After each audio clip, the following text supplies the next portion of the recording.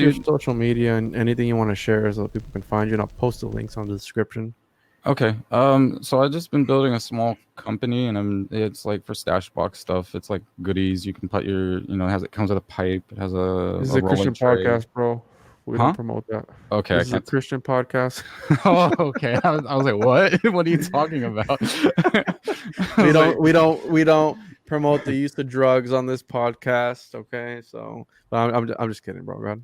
either way, it's just it's a little stash box. It has like a rolling tray, a little pipe, and a silicone pipe, and then like a 52 teeth grinder. And you can get it you can look up either Infinite Depths on Instagram, or you can look at the website or find it on Amazon. But Yeah, it looks really dope, man. I like the way it looks. I like that feel. yeah, dude, I definitely want to add more, but right now we're still small, but I'm building it out, so it'll just take time. But yeah. Yeah, right on. And I'll post the description on that. And then, do you have Instagram or Twitter or anything? Yeah, you can look up Solbolt, Solbolt, or if you want to do my music, I have a music page. You can look up Stokes Official Music, and yeah, Yeah, I know you make some trance and like techno and electronic music, right? yeah, dude, I make like trap, hip hop, anything really. I've been doing it for a while now, but a lot of EDM stuff like that. Nice. So there's a few different types of methods when it comes to growing any strand of psilocybin or whatever strand it is that you want to grow. The Hmm. main so the reason the way I did it was, yes, it's bullshit that you have to keep it sterile because literally this grows in the ground off of like cow shit, right? Okay, Out I in the middle guess. of nowhere. Well, that makes And sense. Yeah. yeah, so what you do is what I did, certain types of strains you can only grow outdoors, certain types of strains you can grow indoors, and there's different types of techniques. I forgot the name of the technique that I use, but I believe it was called the tech something or other, but Gordo Tech or s- something, something like maybe. that, dude. Yeah, I didn't Anyways. really know until I joined the mushroom subreddit. And what I did was I got these sealed bags of rye seeds Hmm. because certain strains grow off of certain things. So the psilocybin B strain, which is what I was growing, it'll grow off of the rye bean, and it's a sealed bag, just completely sealed, just full of these beans. You open it up, and you get a syringe. You put the syringe inside the bag, and you inoculate the bag. So when you put it in there, you just spray it all over. Like inoculate. Like what is that? So Like what do you like pretty mean? much you're introducing the spores into the rye beans, Right. where it's gonna go ahead and pretty much grow. So when you put it in there, you wait a few days. And this process, mind you, takes about anywhere from 1 month to 3 months. Yeah, it's pretty So dedicated. yeah, exactly. And again, it depends on what strain you do. So once you do that, you set it somewhere dark. You don't fuck with it, and you're just gonna watch the psilocybin the mycelium Hmm. just take over the bag, and it's gonna look like mold. It's gonna look like just taken over. When it gets at about 75% of the bag, you break it up and you let it recolonize again. And what a mushroom is, it's when two different spores communicate with each other is the mycelium. So plants actually use mycelium to communicate with each other. So Interesting. what it is, it's two different spores communicating with each other. They meet, and then all the mycelium together come up out, and that's what forms the mushroom. So you're literally, the mushroom is all the mycelium collected together and just compacted together. And then you just pick that out. You set it out to dry, you dehydrate it, and then you're good to go. So, It's kind of like a neurotransmitter in a way. It's no, kind of 100%, dude. In a 1 by 1 inch square of dirt, you have, I believe it's like 8 miles worth of mycelium. Like it's a crazy, or like a 1 foot by 1 foot, some crazy. Paul Stamets talks about it a lot. dude. I love Paul Stamets. Oh my Yeah. goodness, so So cool. the reason I did it was because uh, obviously I talk about psychedelics and stuff like that. I don't feel that you could really talk about something unless you really know about it. Like I've talked about DMT just from my research, and I've talked about mushrooms from my own experience, and I've only done mushrooms one time. Hmm. And when I my yield, which is what they call the fruit, Hmm. I got over probably like, I think it was like 50 something grams after I was done, because what I did was, what I messed up. I didn't mess up, but when after you got it in that bag, you transfer it over to another mixture of its manure and soil into another bag, and then you're gonna have the fruit happen in that bag. It's a bigger bag. Midway through the process, I ended up taking it out of the bag and making a tub where you drill holes in it, and then you have the white stuff. I forgot what it's called for the humidity. It's got a name. It's not coming to It's mind like right now. it's like for you, so like, would you? I don't know. Would you call it a humidifier? I don't know. Like, what would No, you call no, it? it's. Let me. I have to look it up, but it's a white thing that it just controls humidity, and then you set it in there, and you have to fan it and water it, spray it 3 times a day. But that method, you either can do a whole Tupperware full of it, which that's when people get more contaminations, because it's not a more, once you open it, every time you open it, you're introducing it, either your AC in your house or something like that can just blow something in there, and then it just you're fucked. That's it. Right. You have to start over. Once it gets contaminated, that's it. Well, I think that's what I was talking about when I was saying about like being kind of sterile, because then I guess maybe it could go in that direction and go south real quick. But I don't know. Yeah, I mean, for me, so B strain is one of the more forgiving strains. Mm. It's a pretty strong strain. The thing with that is that you have to keep in mind when you do the fruits and you're picking the different fruits, you have to keep in mind, like, hey, this was my first fruit. It's probably more concentrated than my second, and then so on and so forth. My third might be more concentrated than my fourth, or it might be backwards. Your very last few fruits might be more concentrated than your first. So you're kind of playing with fire a little bit. So if you're gonna take them after you're done, once they're done fruiting and you're doing all with all that, just keep in mind where you put like which fruit, right? So mix it up. Right. So do one from your first fruit and then one from your last, or like in the middle and stuff like that. So, because I took I think I took 2.8 grams, And but you said it was the one time you took mushrooms, right? yeah, one time was enough for me. Yeah. Yeah, I can relate to that for sure. Yeah, I had I had an ego death. I'm pretty sure I had an ego death. I felt like I was dying. I was by myself, and it it was like more of a, the experience to me was more, it was a little bit more religious for me, because I had grown the mushroom for so long. So it was like literally like this child of mine that I bonded with, and I took care of, and I picked them and I watched them grow. So it was a little bit like religious for me in a way. Yeah. But I did it in a time right before COVID and all this bullshit popped off. So when I first took it, I immediately felt like I was gonna die, or I was gonna have some sort of mental breakdown. And when I was having that moment, the only thing I can think of was, if I go to the hospital, I'm gonna get COVID. So I was like, if I freak the fuck out right now, and I go to the hospital, I'm So gonna did get COVID. so did you get any did you get like visuals, or was it mostly like mental chatter? Like, how did it go for you? So for me, and I've talked about on the show before, but not really too much in depth. It started.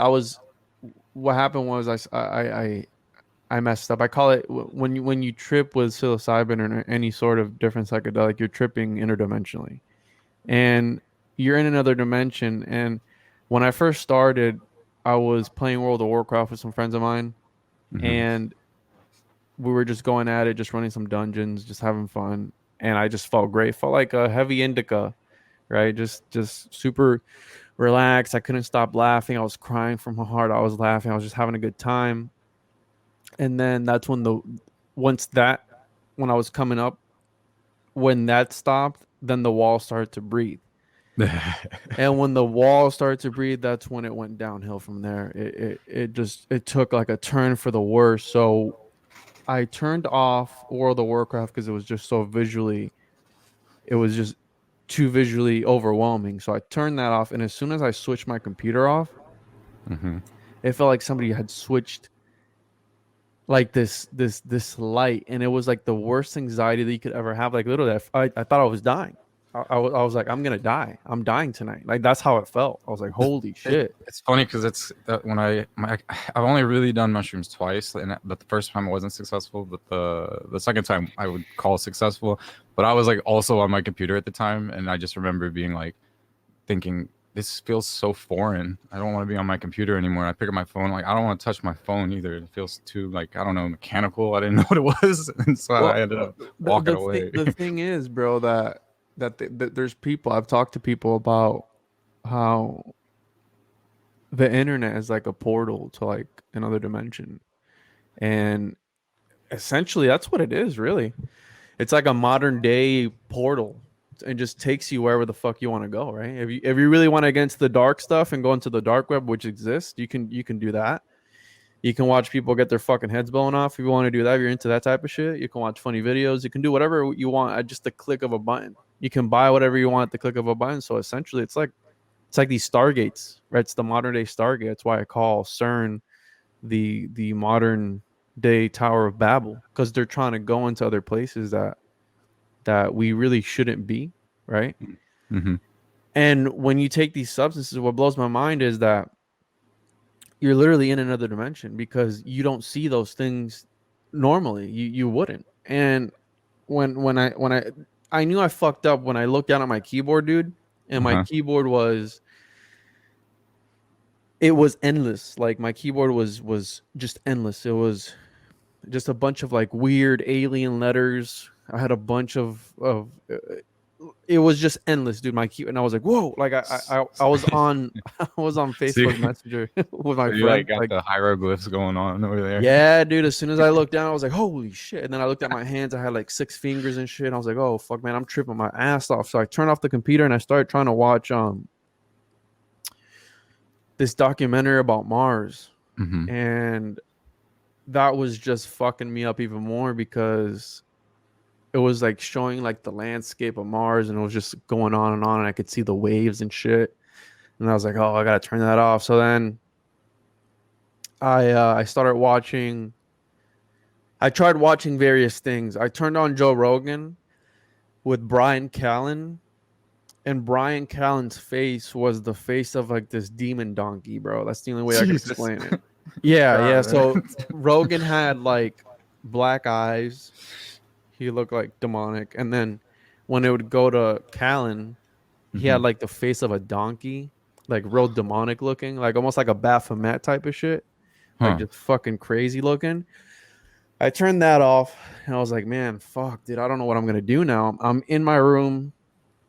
I was like, I'm gonna lay down for a little bit. I just can't do this. And I'm on Messenger with my friends, Yeah. and then they're saying things to me, and like before I'm like answering in like the third person to them, Mm-hmm. and I'm like saying things to them like back, like they don't even know what the fuck I'm talking about. I was like confused, and I eventually got off the because my earphones felt like they were melted into my head. Like my earphones felt like they were part of my head. I couldn't feel where my earphones were. I was just like in my fucking skull, and I was like, oh Right. shit. I was like, guys, I gotta take this shit off. So I got off, and the only thing that I could bear, bro, for I took him at 11, and from 11 to 11 a.m. I tripped for 12 hours straight. Jeez. I could only bear watching Our Planet on Netflix, the documentary about different parts of the world, so Africa, Antarctica, like all these different things about animals and stuff. But as I was watching that, I just saw like how much of a cancer humans are to the world. You know what I mean? I can see that. Yeah.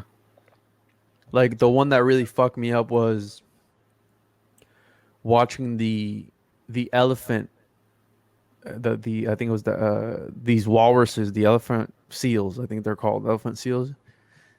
The ice, it keeps receding further and further up the mountain, and it's a 2-ton animal. and it's climbing further and further up the mountain to get to the cold. And it gets to a point where there's so many, they start falling off the side of this cliff, Jeez. however many feet up in the air, and they just fall to their death. And they're literally showing the seal just falling to its death. And here I am crying, watching this seal fall to its death because of global warming, if you want to believe in global warming or not. Something that we've caused, and there's just thousands and thousands and thousands of these fucking seals, and I'm like, holy shit, why is there so many of them, and why are they jumping off the cliff and killing themselves? And then it just made me think about, See, humans are the same way, dude. Humans, just like buffalo, when they get into this panic and they just jump off cliffs to their death. They don't know what's going on. They're just following the other buffalo in front of it. When it's too late, they just jump off the cliff. Boom. That's how the Indians almost drove them to extinction, because they would get all these big herds of stampeding buffalo or bison, whatever it is, would just jump off cliffs to. and that's the thing that I think. See, that's why I was really into Terrence. I'm sure you are too. Terrence, kind of for everyone in the psychedelic community, but that was the thing that he brought up a lot that I thought was super interesting. Was this like, was it like the archaic Renaissance to kind of like bring back that connection to nature? Because I think, I mean, obviously, we've kind of pushed ourselves away from nature and tries to like act as though we aren't a part of nature. Like we are ingrained and connected to this this universe. We're made out of the like star stuff. You know, we're made out of that. You know, out like atoms and protons and particles, quarks, all that things. So it's like when I like when I took DMT, dude, that shit was like I already kind of meditate on those things, but like I think about those things, and then it really just like blew apart. Like when I took DMT for the first time, that shit like it broke me down. Like immediately my walls, like bro, they fucking like they turned into these like cube things and then like flew away, and it was like all blackness all around me. What type of DMT did you do? I took, what is it, Mimosa Hostilis was the one I did the extraction with. So I believe that would give you the typical one that most people would take. I don't think it's the 5-MeO. I think it's just the 5-MeO is toad. Yeah, that's the toad. Yeah, and then, but yeah, when I took that shit, I looked down and I saw my legs, because I was in my bed laying down, and my legs stretched out into infinity. My hands, I had like, it was like I was in like 6 or 7 different versions of my own self, and it was like I couldn't attach to which Josh I was. And then it blew apart even further, and it was like, because like when it first hit me, it came on and it did that shit. Yeah, I've heard about that. Right, and it did that, but what it felt like was it was like the, I don't know if it was either the molecules or the protons or every little particle my body was made out of was like vibrating. I could feel it, and it was just like, it's fucking crazy, dude. How many hits did you take? Did you take I didn't get that far. That's the thing. I mean, there was another time I kept hitting it, but I didn't blast through. I felt like I was just like chilling on it. Like, I don't know what it was, but it was like, but I did take a really decent hit that first time, and I had enough of that, and that kind of scared me, because I was like, holy shit, that shit is so potent. I was only trying to see if my extraction was good. Yeah. and then I took a fucking small hit, dude, just to see, okay, does it do anything? And then I was like, whoa, just off of that? No, dude, I don't know if I can do that. So yeah. That was me too when I first took the mushrooms, and I didn't know if it was working. I'm like, man, I don't feel anything, guys. And then it just hit me like a ton of bricks. And once I was in that dimension, there was no going back. They were like, hey, you're here, bro. You're here, and you're here to stay. And then it sounds cliche, dude, but from doing it that one time, it kind of changed my life, my way of thinking, because I was having this internal battle within myself, like just thinking about different things and aspects in my life. And that's the only bad thing about mushrooms. It's hard on you. Like when you do sensory deprivation tanks, it's that same thing. It's just you and your thoughts. That's it. There's nobody else. I've never done a sensory deprivation. I believe you were talking, like, you do it. Do you do it, or well, who was it that was saying it? Was it you? I think it was you. Yeah, I've done it and I do it. I haven't done it since Corona, obviously, because of the bullshit. Oh, okay. But So, yeah, because I've done it. I wasn't sure if you like went someplace or you owned one or how that worked. No, I did the first episode on my podcast. I did it with one of the guys that runs Total Zen Float here in Florida, Those things and they really work. Like, because I've never done it, but I was just curious to try it. But like, does it? Like, it's what's it like? it's all about it, pretty much intent. So it's another form of meditation, really, what it comes down to. And then obviously there's the people who do psychedelics before going in there. I personally wouldn't do that unless you're like a veteran doing psychedelics and really being able to let go, because once you're in there, there is no other sensory. There's literally sensory deprivation. So there's no other sensory inputs coming in while you're in there. It's just you just feel like you're just this ball of consciousness just laying down in that pool of water, and then you just lose yourself because you it gets to the point where your body and the water, they get to the same temperature, so you just don't feel where your body begins and where the water is. So it's you're literally just there naked, just laying down, and you're floating. Your body's just decompressing, so sometimes you might feel your spine pop or like one of your joints pop or something like that, because there's nothing bringing you down. It's literally just you in there, and you can make whatever it is that you want out of that, right? I've talked about how you can manifest things in there, because I feel that just like when somebody goes blind, their hearing gets better, and when somebody goes deaf, their sight gets better. When you lose one of Right. your senses, the other ones, they get more powerful. And when you lose all senses, I feel like your magnification of your consciousness just explodes, right? And if you're in there long enough, you'll be able to manifest whatever the fuck it is. If you take mushrooms and you go in there, you want to be Bigfoot, you fucking become Bigfoot, and you just I see. I that around. sounds so crazy to begin with, and then to take a psychedelic and go do it. God, I couldn't imagine. It's so crazy. That's why I say I wouldn't recommend it unless you're like a veteran. The most I've done is just taken like a heavy hit of like a Skywalker, which is my favorite, Hmm. and you go in there and you're literally floating, right? You know that sensation when you're laying in bed and you feel like you're doing like flips like that when you're just super fucking stoned. Hmm. Just imagine that in a sensory deprivation tank doing that. And then you feel like you're just spinning around and you just fucking blast off into space. It's a crazy feeling, man. I would do it. The first few times you're probably not really gonna feel anything, Hmm. because you're just not used to that being able to let go. But your third, fourth, fifth time, you'll be able to let go as soon as you get in there. You can fall asleep in there, right? You can just think if you want to think. I have the issue where I haven't been able to like let go of like my thoughts. I'm always thinking about something like, did That's I send that always email? You know what I mean? Like this yeah. bill, that bill, That's whatever it always is. a hard thing, and that's another thing I've noticed too. When like after okay, like before, I'd have these weird little things right as I'm falling asleep, but then like sometimes I get closed-eyed visuals even though I haven't done anything in a Yeah. very long time.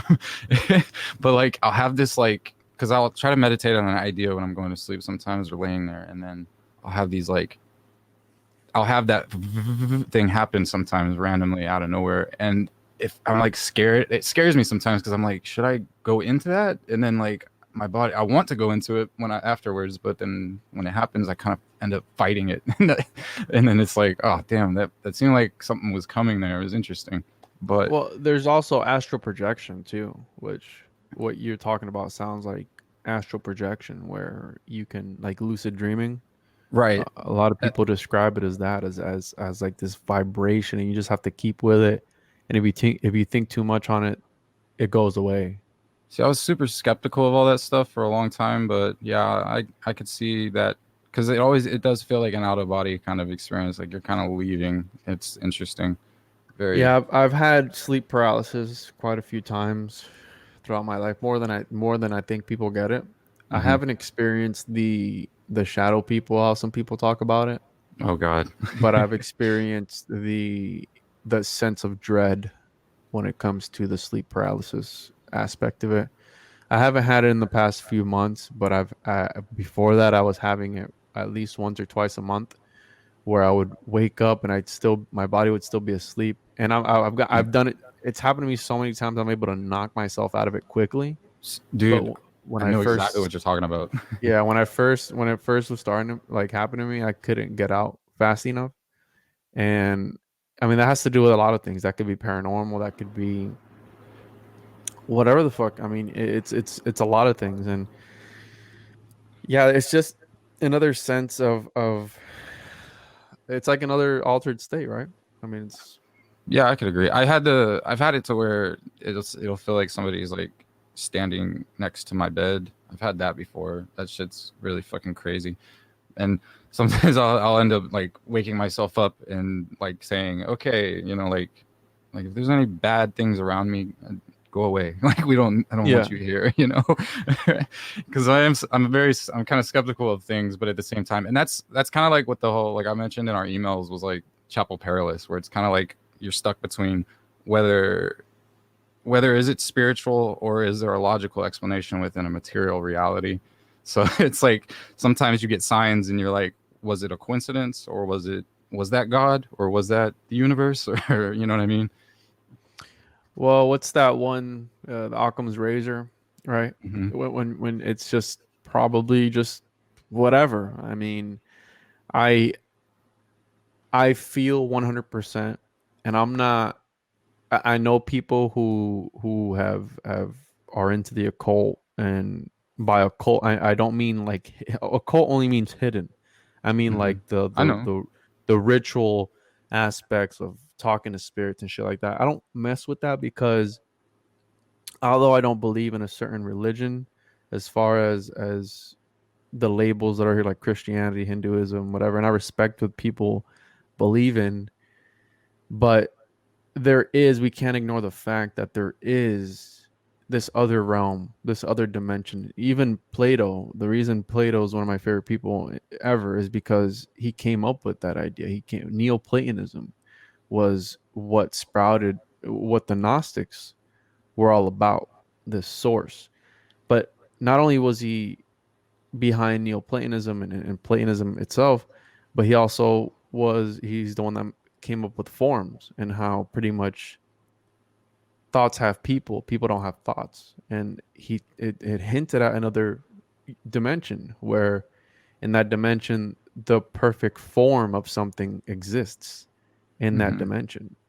And these Because guys from the year 300 hmm we're to be thinking able about these things. to fucking think about that. Oh, they're so ahead of their time.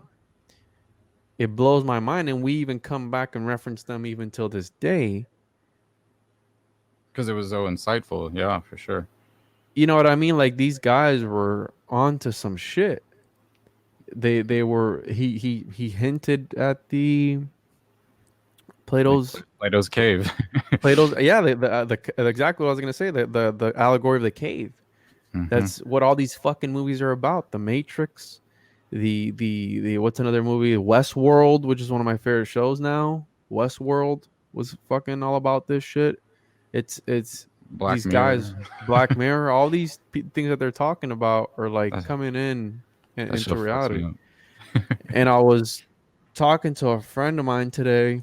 I did a podcast with him, and we were talking about how they make these movies that make you feel a certain way, and they make you feel a certain way because they're hitting a string that pretty much, again, in the Plato's The Republic, he talked about this shit. He talked about eliminating certain musical instruments and certain musical notes and certain musical frequencies because they spoke to the soul, whatever the Huh. fuck the soul is. If it is something, if it's not, whatever it may be.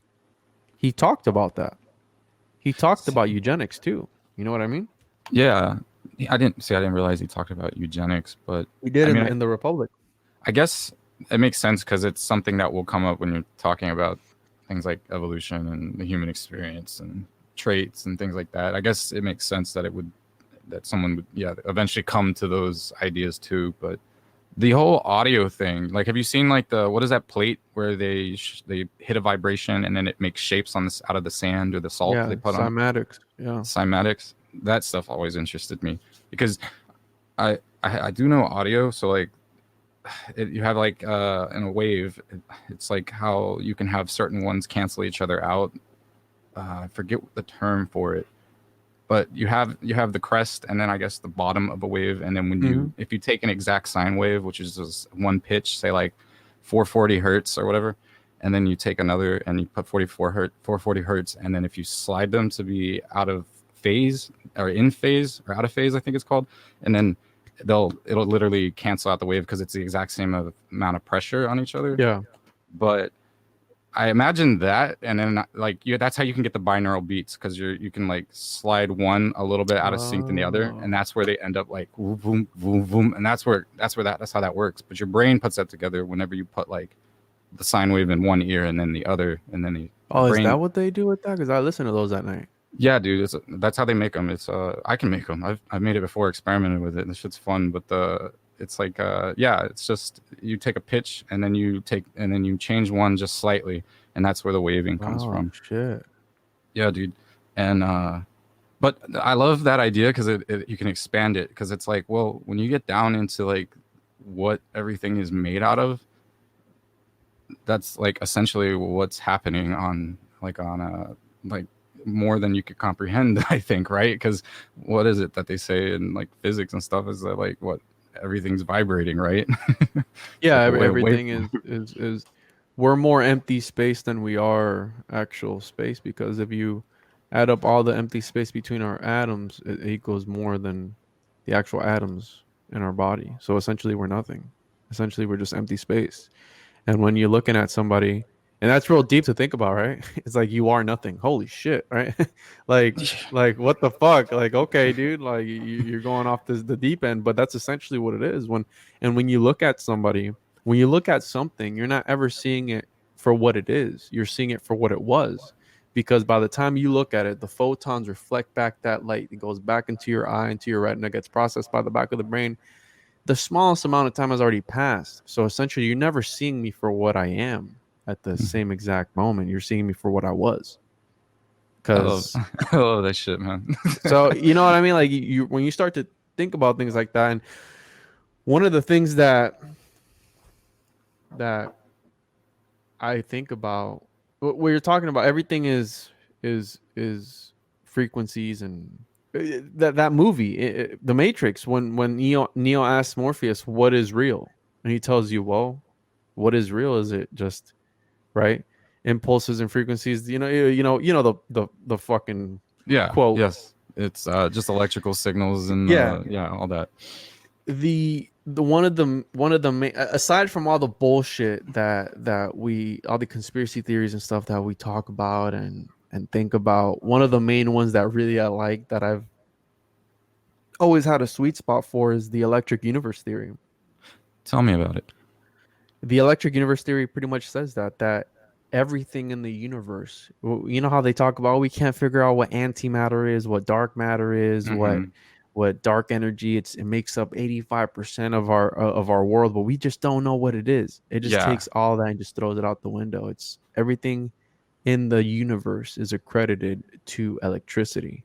And back then, when these epics of these ancient civilizations, the Mahabharata and all these different epics, the Epic of Gilgamesh, where it would always talk about this cataclysm, the gods having war between themselves with nuclear weapons and just massive destruction, the Anunnaki coming down and having Zeus having this bolt of lightning that would just destroy everything, all this bullshit. It was just the celestial bodies at one point in time being that much closer to each other.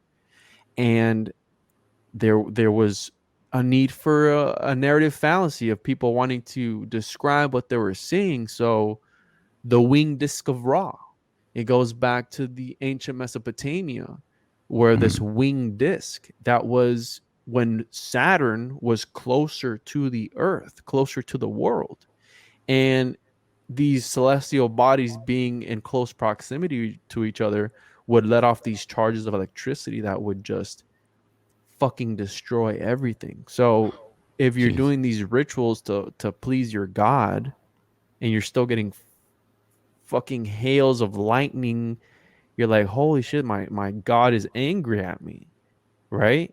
The god Mhm. of whatever Yeah. is angry at me. We need to sacrifice more people. Go ahead and fucking turn on whatever it is you need to do. We need to chop more people up. We need more blood Jeez.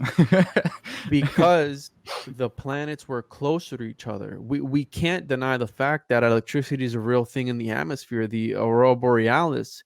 What was Nikola Tesla trying to do? He was trying to harness energy from the atmosphere. Hmm. That's what he was trying to do with the Wycliffe Tower. And again, the scarring on Mars. If you look at it and if you study it, it's more scorched at the top than it is at the bottom. So it was like it was just scorched at the top, very concentrated, and then it just like let off. And if you really look into it, it's fascinating. And I love that it's always a hypothesis. None of these theories, I would say conspiracy theory, but a theory Hmm. has been scientifically proven. A hypothesis is an idea that hasn't been scientifically proven. So when I talk about these things, I say hypothesis, right? The Saturn time cube hypothesis, not theory. All these Hmm. different things because they haven't been proven. We don't know there's fucking reptilians that are actual reptile people Right, who right. live underground and control our our world and our media. I don't know. Do I like that idea? Absolutely. I It sounds always, awesome. yeah, they sound crazy, but like that's the thing about, I think Terrence said it too, is that you have when a scientist is doing a study, they throw out the anomaly because it can't be repeated. But like say okay that he was test but the example he used was that if you were like looking at a charge out of a plug and it kept giving you 12 volts or something, and then if it were to randomly shoot up to 400 for no reason, say, oh well, that can't be right, they would throw it out because it wasn't able to be repeated. But what if it actually was something else there that had caused that, Mm. but we weren't able to track it because it wasn't repeatable? And Yeah, that's what it's science is, those variables, right? right. And if it's like, But it doesn't mean it doesn't exist. right, it doesn't mean it doesn't exist, but it was, oh well, then that's the anomaly that gets thrown out most of the time, so you can't really like use it. But I think science for that reason is super useful because you can discern almost what's mostly true. I think you can figure out like what is, like, okay, I'm in a world here, I have I have reactions to these actions, we can repeat those things, we can, but I think there's a lot of things that you can't really test for. I think there may be things that we just can't really interact with. Maybe it's like like you were saying with the dark matter and things, we can't really figure out where those things are coming from or how that works. It goes like the whole simulation theory thing. I think about it like that because I go, because when I look at it I go, well, if I was in a hard drive, would I be able to interact with the world outside of that hard drive? Yeah. if it was, if whatever it would be called, I don't know if it'd be called a hard drive. It might be some super advanced technology that we couldn't even grasp. But It's a brain in a vat. That's right, or the brain in the vat. Yeah, that's why Rene Descartes was pretty much saying the only thing I know to be real is I think for there I am because I think we're there. Yeah, that's the only thing that you can and what you're talking about, science is another religion. Science is the new religion. scientism. And what happens is that they're even trying to all the shit that we're talking about, they're trying to comprehend it. Quantum physics is trying to understand what the observer effect, right? What that does, the double slit experiment, all that shit. We can't deny that. If you solve that, you get a Nobel Peace Prize. The The, double. the, the double slit experiment. Have you ever heard about that? Oh yeah, yeah. I was gonna say something about how that intrigued me for a very very long time. It still does, but Yeah. it's if if you're watching and observing something and if it does affect, because you have so many different interpretations. That whole thing led me down that long ass rabbit hole about many worlds and all that stuff. Because if it's infinity, then then you could go, well, if it's infinity, then it's like, okay, well then you can have an exact copy of this universe at its right now at its state, but with one molecule changed or with one atom changed, and you That's what do the that. whole Higgs boson is about, dude. Well, how? Like, explain. Because that particle, which it's they call it the God particle, but it was actually because they called it the God damned particle, is because according, and again I don't know the specifics, and so I'm not really well versed, but from what I've seen is according to the weight of that particle, in each and every single dimension, that the weight of that particle is different. So in essence, if you change the weight of that particle and you happen to get a different weight for that particle, you're in a different dimension, because it is always constant in this dimension, that weight of that particle. That's So crazy. I've it's never heard. fucking mind blowing. That's why these people, when they talk about, just the other day, I mean, I saw this article, I couldn't follow up on it, but it was CERN in a few days is going to get in touch with another dimension, and they talk about it at CERN. The guy of Kindred AI, what the fuck's his name? I've talked about him before on the show. I forgot his name. It's slipping my mind right now, but he's talked about how with these quantum computers, they're able to, and these are his exact, I have the quote somewhere, but his exact words are like, we might be opening up portals to other dimensions that things might maybe come through. And he compares them to Lovecraft's Great Old Ones. Cthulhu. Yeah, Cthulhu, and if you're familiar with Lovecraftian horror, they're not good guys. You know what I mean? They're not these Care Bears. They're literally these beings, these entities that will drive you insane from the inside out. And he compares these entities, whatever it may be, to the Lovecraft Great Old Ones, this mythos that Lovecraft has.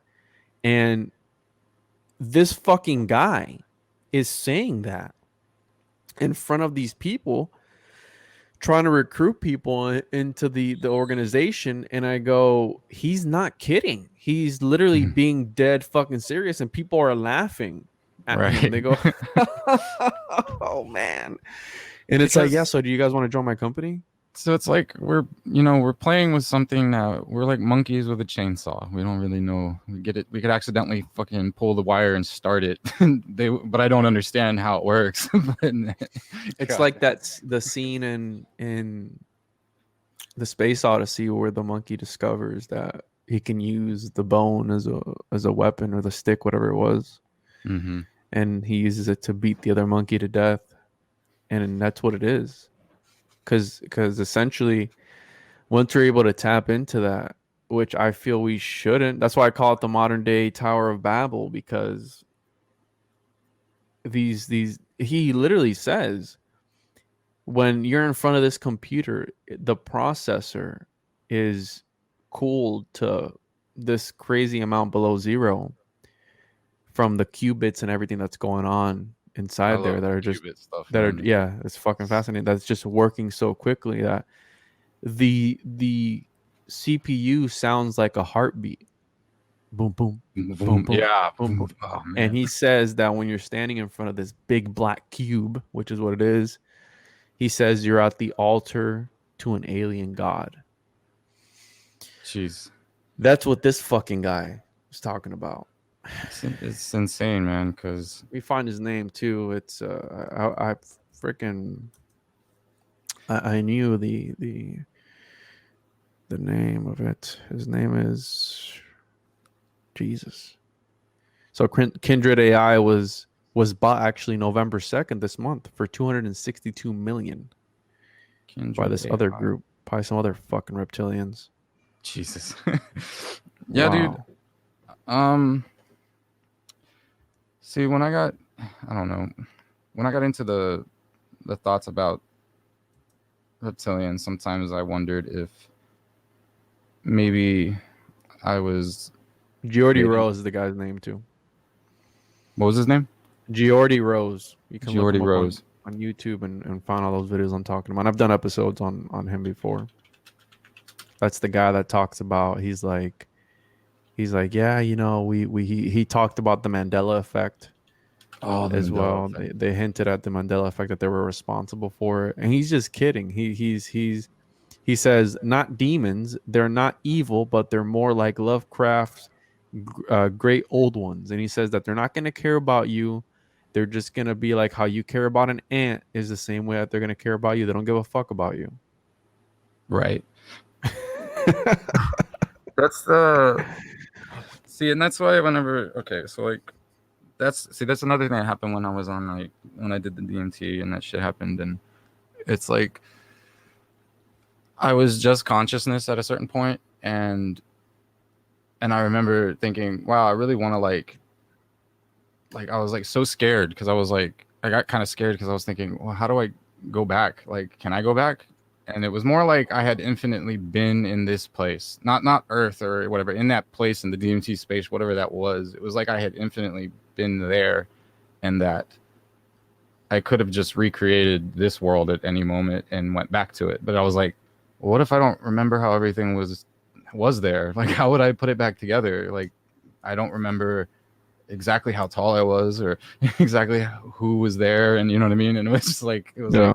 it was like, do I?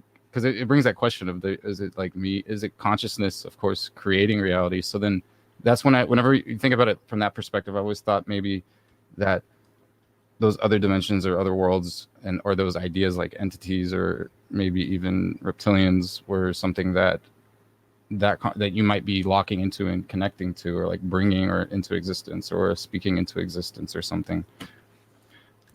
My my thing with the reptilians is, to me, the reptilians are the powers that be, what the Gnostics Elites. refer to the no, I'm talking about like a more metaphysical type thing. Not so again, like that's why I said I don't, maybe there are actual reptiles that rule the world and can shapeshift, but I feel that the to me, when I talk about the reptilian overlords, I'm talking about these powers that be. So kind of And like a tongue-in-cheek sort of way of saying maybe entities that are just really yeah, like the powerful. archons, right? Like demons, whatever the fuck you want to call it. It's just that's what these things are to me. They're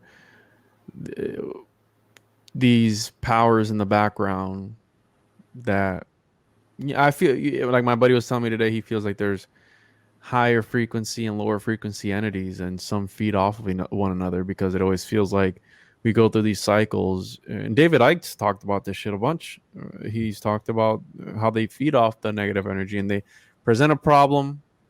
It plays out. They present a solution. Then after that's peace, and then another problem, present a solution. It's got a name. I forgot what it was. My buddy Tom talks about it, and that's what it is always. And they always it's always something new.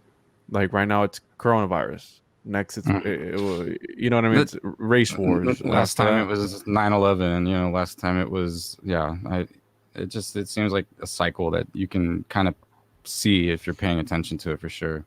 yeah, yeah. But when you talk about that, you're literally the term conspiracy theorist was created by the CIA to discredit certain people. Like when you talk to somebody about these certain type of things who aren't well versed or aren't very open minded, they look at you like the fuck. Like when you know, people want to criticize Alex Jones or whatever, but Right. he's on another fucking level, dude. I mean, what he talks about, a lot of the shit comes true. A lot of the shit doesn't, but a lot does actually come true, right? And Like it's up there's to you some if you want to pay attention or not. he's like it's kind of like the Jeffrey Epstein stuff and all that, you know. He kind of called some of that out, and some of the things he was saying is true. I know that there's rings of people with power doing some fucked up shit, so but I just never really, you know, you never know to what extent. It's like how far does it go, you know. Well, the problem with these elites that that they're listening to and reading up on these ancient paganistic rituals of back then. And I've said this before, all roads lead back to Egypt. and the pagans and these rituals that they would do, they feel that don't get me wrong, a lot of these guys they get off on fucking kids, right? Right. They get off on that, but a lot of them it goes more deeper than that. It goes into the metaphysical aspect that they truly believe that they can acquire otherworldly powers through doing these certain things. And when you look at a kid, and if you're a pedophile listening, and fuck you, or if you're a pedophile in the world, go fuck yourself, right? But the problem with this is that when you look at a kid and you see that sometimes like my son would be looking somewhere Hmm. and he's like laughing or whatever, they say that kids can see angels and shit. I feel Hmm. like kids can tap into this other frequency because they haven't been indoctrinated. They don't know what's going on in the world. I They agree. have like they have this again this innocence, and that's what they go after because they haven't been, and that's what the whole adrenochrome and all that bullshit comes into play. Hmm. But that's what it's about these ancient mystery schools like Aleister Crowley motherfuckers who talked Alice about that shit. Crowley was a crazy motherfucker, man. Yeah, He was, fuck that guy. And I don't care what anybody says about him. If it quacks like a duck and looks like a duck, it's probably a fucking duck. And if you you know, talk he about, he you know what ended I up, mean? he ended up regretting everything at the end of his life, right? Did you All know that? good. Fuck Yeah. him. Mm. But when I've met people, dude, I've met people who either praise him, like, oh, he was just misunderstood. But then I've met other people that are like, oh yeah, fuck that guy. Like I know what he was trying to do. He was trying to get powers by indulging in like as deeply into hedonism as possible. Then he felt he was going to get some kind of And what? he hedonism, like just I'm gonna do a bunch of this and that just to like gain powers from it. I don't know how that logic works as far as that goes, but it was That's with something to Madame do. Blavatsky. It's called uh, uh not hereditism. Heretics. No. I'm trying to think of what it is that she was all about, but he was about that shit too. Right, but yeah, he was. I guess he believed he was gonna get. Like I can understand what Theosophy.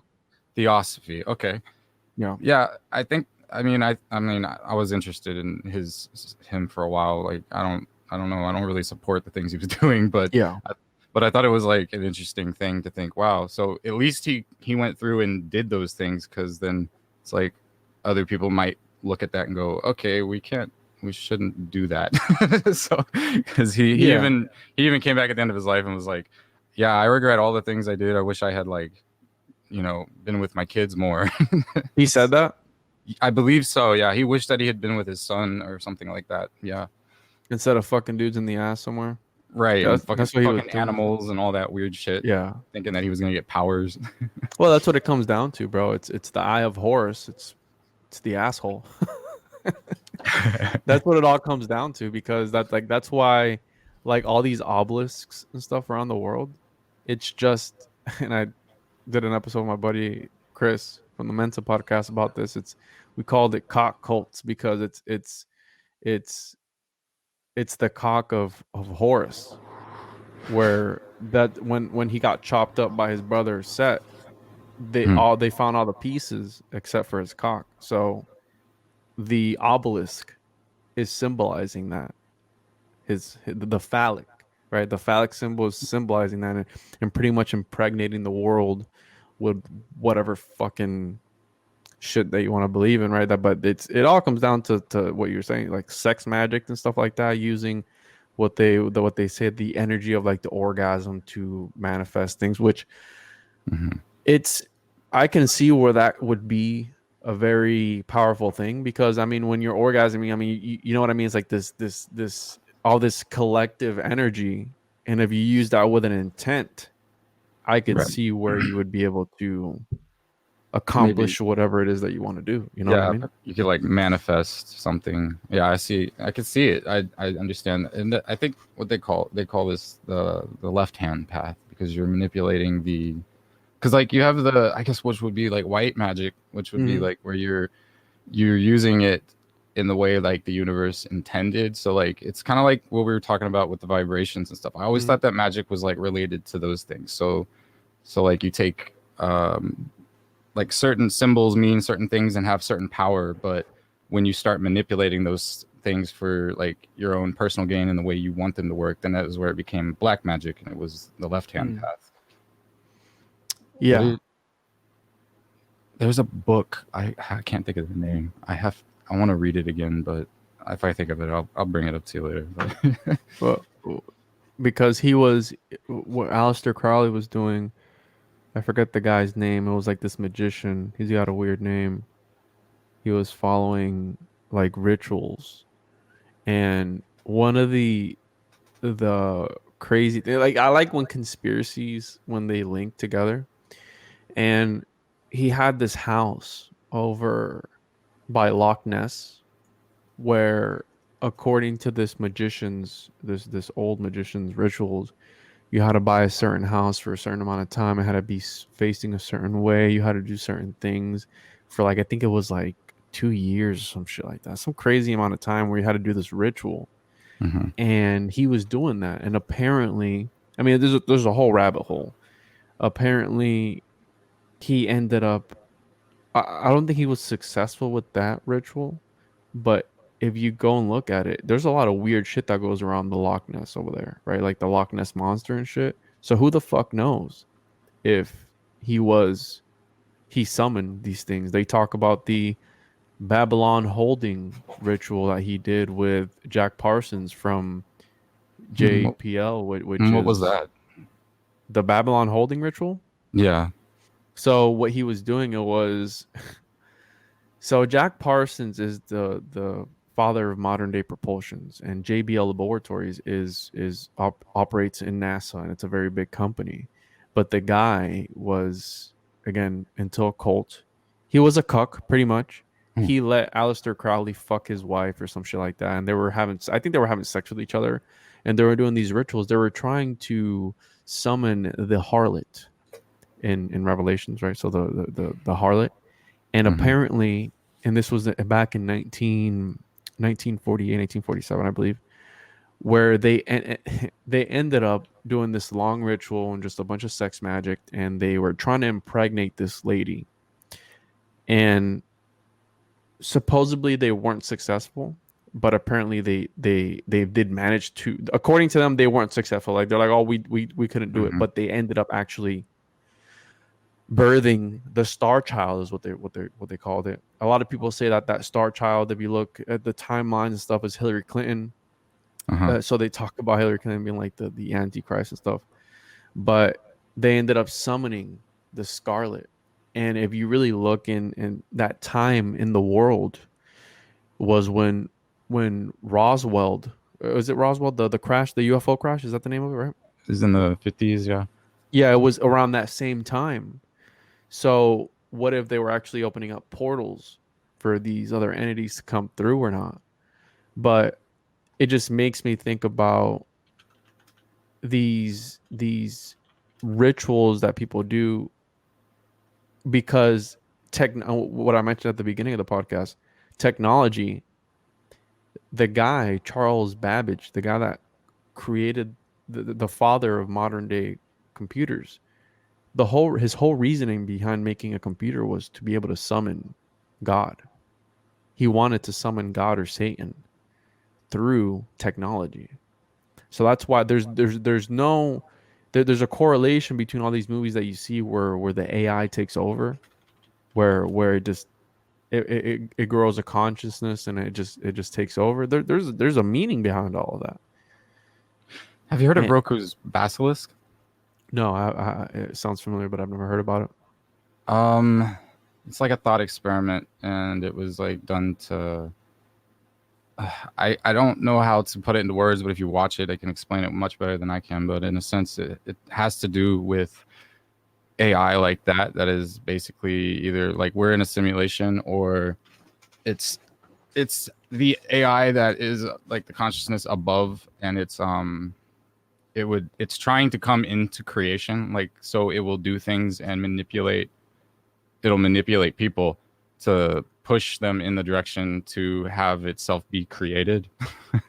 So it says here, Roku used the ideas in decision theory to argue that a sufficiently powerful AI agent would have an incentive to torture anyone who imagined the agent but didn't work to bring the agent into existence.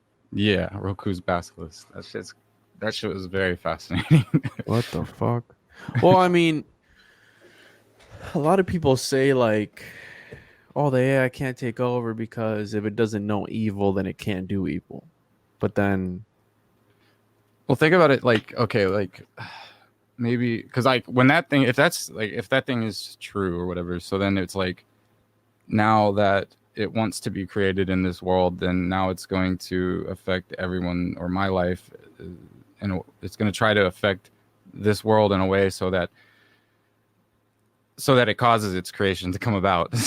So like it would just start, it would manipulate things. But there's also like, I don't know, it explained this thing where it is like it also would try to figure out if it was in, if itself was in a simulation, then it would yeah, be able to hack its own simulation and then like control all the different universes or realities that it was, that it would become permeable to. It would like become a part of it. But yeah, dude, I think like read up on that shit sometime. That shit is, I always thought that shit was super interesting. yeah, I'm looking into it now. Heraclitus and all these guys. Yeah, dude. When it comes to ancient Greece and these guys were on another fucking level, dude. I just don't understand how they were able to think about all these things. And that's why I like the idea. That's why when people talk about the Akashic records, I believe the Akashic records are a DNA because in it's been proven that fear is passed down through genetics. It's already been proven. If you flash like, have you seen that experiment where they flash shapes above chickens, but when they flash a hawk, they go crazy? Wait, so explain it a little more. Like, it So flash. you have a coop of chickens, right? Out Mm-hmm. in the open, for example, they're just corralled in.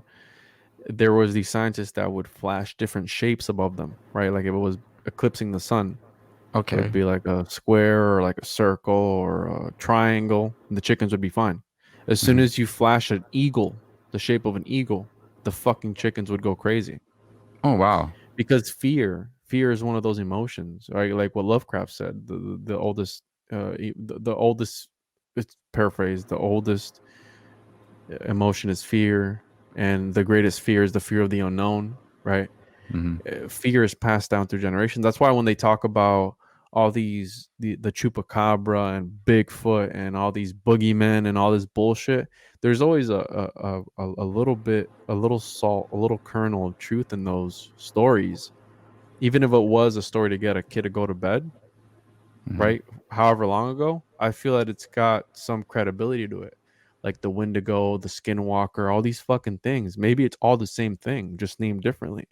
How I feel religions, it's all the same bullshit, just named differently, right? Mm-hmm. Because if you look at it, ancient Mesopotamia, ancient Egypt, ancient Mesoamerica, there's a lot of similarities between all these different civilizations, what they built, what they look like, and their interpretations of what their gods look like. If you really look at them, they were very fucking similar. That's why I feel again that all the religions are all just reinterpreted, just I changed differently. I You know what I totally mean? agree with you. I think that they all were there to try to explain or describe these things, and then humans come along and then they interpret it differently, and then you end up with thousands of different religions all just trying to explain Yeah, the same thing. yeah. It's a narrative fallacy. Every single one. It's a sense of nationalism where like, oh, my religion's the best, my country's the best, my this and that, and that's what it came down to with these ancient religions. They wanted to embellish their guy. You know, Buddha was the one. No, Krishna was the one. No, Jesus Christ was the one. Vishnu. No, maybe they're all the same motherfucker, right? Mm-hmm. Maybe they're all the same guy, and they just had different names in different parts of the world. That's why they say the years that Jesus Christ, the missing years of his life, he actually went around the world learning Reiki healing and all this stuff. And he was known in these different parts of the world as Buddha, Krishna, whatever the fuck it may be in that area. You know what I mean? Because he traveled Mm-hmm. the world and did all this crazy shit around the world. But I've gotten angry emails, people talking about, oh, you always talk about religion not being real and God's not real. It's like, no, no, no, no, no. I respect whatever you want to believe. I respect your views. I respect your religion, whatever you want to practice. I just don't feel that the Bible is something to be taken literal, or else you're going to have another Dark Ages. Because when you start taking the Bible in a literal sense, like a lot of people do, Mm-hmm. then you have issues. But you can't deny the fact that the Catholic Church, it was one of the things that always makes me crack up is they were taking the pagans' gods and turning them into saints to Mm. Christianize them. It was a bastardization. Yeah. It was. It is. And that's when Martin Luther split off. But even then, there's thousands of denominations of Christianity who can't even fucking agree on the same thing. So how are you going to tell me that your guy's the guy? Because I believe it was the Sabbath was Saturday, and then because they were trying to convert the pagans, then they changed it to Sunday because they would worship the sun, I believe, and then they would change certain things about their religion to convert the pagans into their Christianity, and it gets bastardized over time, man. Yeah, no, and I agree. It's all Saturn worship. It's all sun worship. If we really look down at the at the origins of it. That's why when I talk to you about the electric universe theory, it makes that much more sense to me because if Saturn was like that one big, imagine looking outside your window and seeing Saturn closer to the world or like the size of the moon, like right there next to the Earth, just this ginormous, just fucking celestial body. And people were just, what you talked about earlier about what Terrence McKenna was talking about, we lost the connection with nature. Mm-hmm. It like last night when I was sitting in the woods in the pitch darkness, the only light that was out there was the night vision scope that I had and the moonlight. Now, I there was still plenty of light pollution, so you couldn't really see the stars. But imagine back then being some hunter gatherer group somewhere in the middle of fucking nowhere, looking up at the stars and seeing all the nebulas and all everything. Just This, you would yeah, feel a connection to that.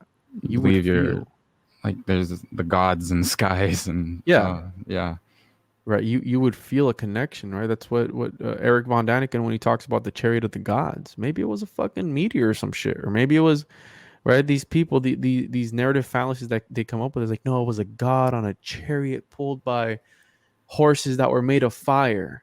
that's just hearsay of people telling stories down and passing them down. They get changed, and it's folklore.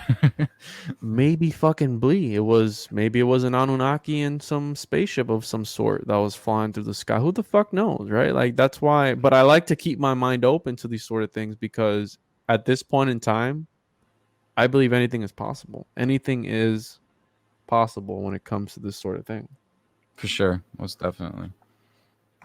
So yeah, I believe that like for example, like one of the things that I was looking that I talk about like Hollow Earth when they talked about and one of the ones that really like blows my mind is during Kuyu in Hmm. Turkey, this vast underground city, just an underground city. And it's like, oh, well, what was that used for? Oh, it was during the Byzantine era, the the Muslim wars, Hmm. Arab Muslim wars, and all this shit over there. They were just going underground to hide. Is What? that so? They built a whole underground city just to What? go down there and hide.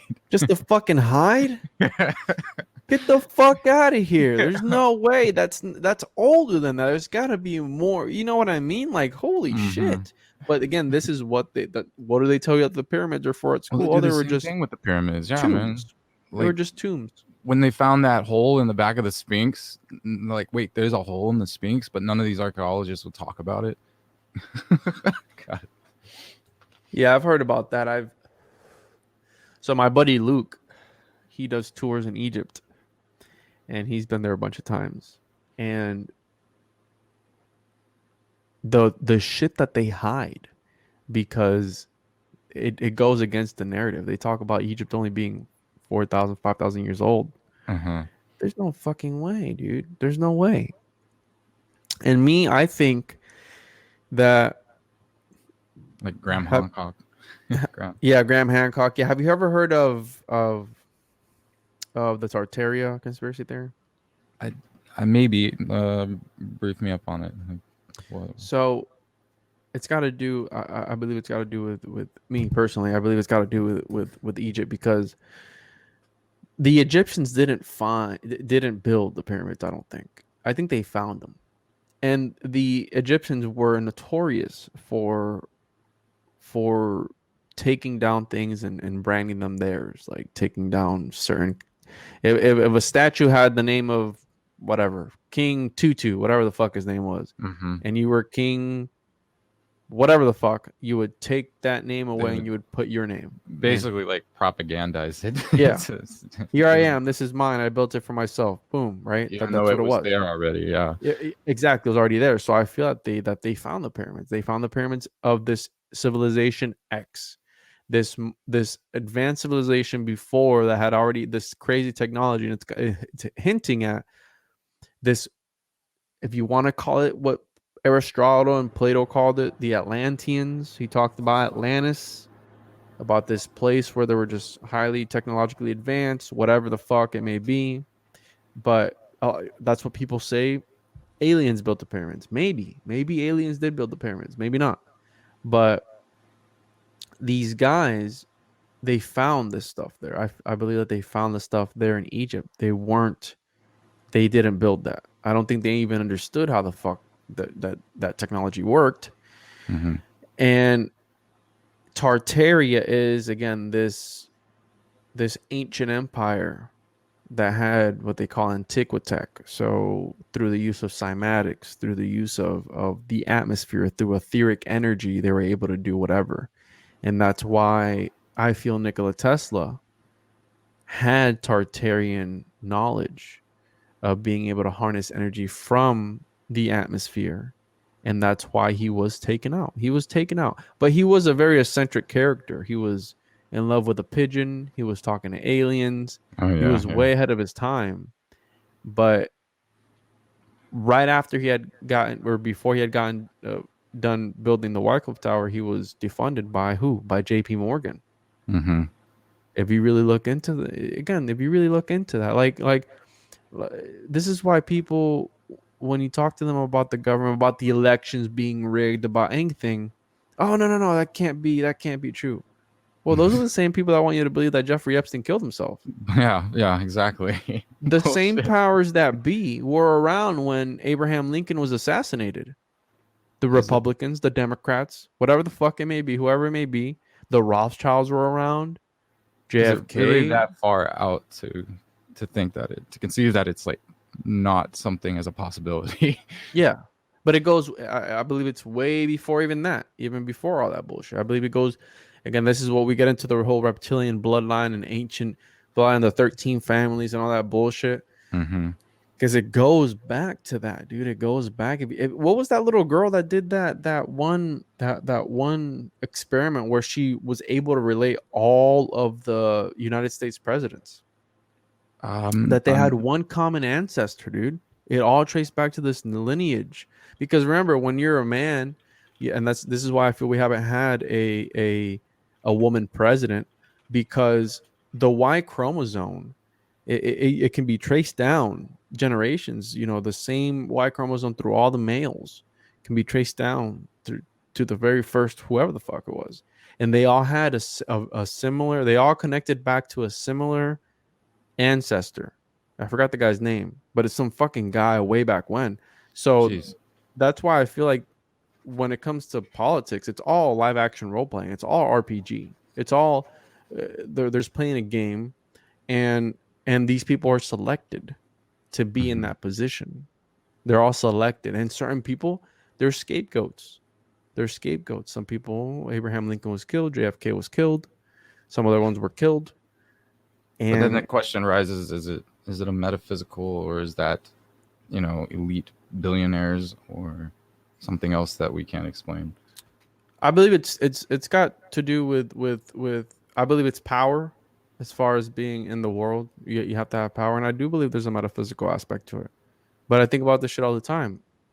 But as far as there being something metaphysical, yes, absolutely, and it comes back to what I was saying, that they can get power from some other entity, some other source, through doing certain things, through what they, well, what I've talked about, the Saturn time cube simulation, where the demiurge, Saturn, feeds off of the negative energy. If you look at what you were talking about earlier about the frequencies, Hmm. if you go and you look at the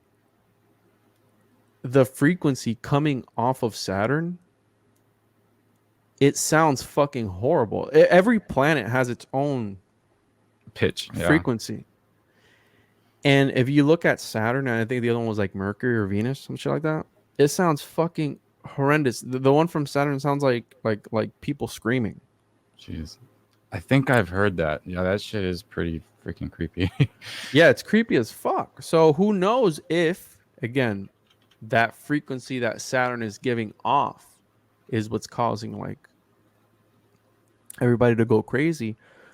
Or it might be this Nibiru that Zacharias Sitchin talked about, this planet coming in every 3,700 years or however many it is, and causing haywire within the world and Mhm. driving people fucking crazy. I don't know. You know what I mean? But I do believe there is a metaphysical aspect to all this shit.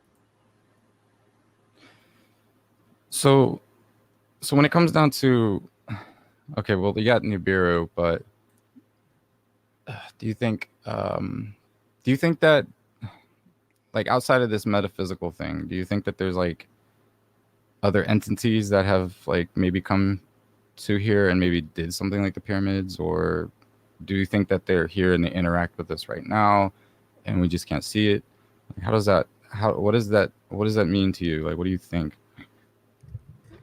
I feel that the powers that be are around right now, and that they are pretty much the puppet masters when it comes to certain things. And again, if it's got to do with the high energy, low energy entities, if they feed off of it, because right now, if you really look at the world's in a bad place right now. There's a lot of people without work. The whole coronavirus thing has fucked people up. They're going crazy. So Yeah. if this entity, this demiurge, whatever it may be, feeds off of that energy, they're fucking thriving right now. Because, and they have to have pawns in the game, right? Hmm. If Elon Musk is a pawn in the game to whatever god it is or some shit, right? But because you can't tell me, if you're Jeff Bezos and you have $200 billion, you can't tell me you're not into some weird fucking shit. And you can't tell me you're not going to keep doing that weird shit that you're doing because you go, hey, this shit's working. Yeah, I'm gonna do this ritual every morning because it's Every fucking morning, I'm going to do the same thing. And because we don't know about their lives. We don't see behind closed doors what they're, you know what I mean? yeah, they have a public relations, a PR team. They have all that shit Yeah. to make the public think about them a certain way. Yeah, you can't tell me that they're not into some, the crazy shit. He probably makes his wives and shit sign a NDA. Like, hey, listen, before we get married, it's NDA here. You can't talk about me anywhere.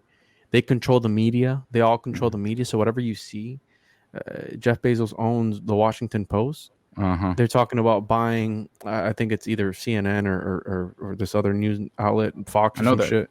I know they're talking about selling CNN for sure. Yes, CNN, right? The CNN's going out of business because what fucking drives me crazy. It's the exact clown that was keeping them in business is the one that's going to take them out of business because after he's gone, they can't talk about anything else. Yeah, The irony of that. The they same guy that you despise, the same guy that's going to take you out of business. they burned all their fuel, and then now the fuel's gone. They can't maintain their momentum. Yeah, the narrative of Orange Man is bad is gone. So they have no other narrative to push. So now they're going out of business. But what timing of going out of business right after the elections Yeah. and all this bullshit, right? Like, oh, what were you bleeding and hemorrhaging money all the time before that? Mm-hmm. Or it's very convenient to come out and say now that you're going out of business, that there's no more money in The way, see, now I don't know, like some people are conflicted about the whole fake news thing, but um that's just the last, if you believe it's all just fake news that they were pushing, it's all just power grab. If it bleeds, it leads. Just as a last attempt to keep their business and afloat. When you have alt tech coming out and places like YouTube, BitChute, Library, and you have all these places where you can have people like you and me talking and spreading information, and people finding sources outside of the mainstream legacy media, then you end up with them going out of business, especially when they have no integrity towards truth or, you know.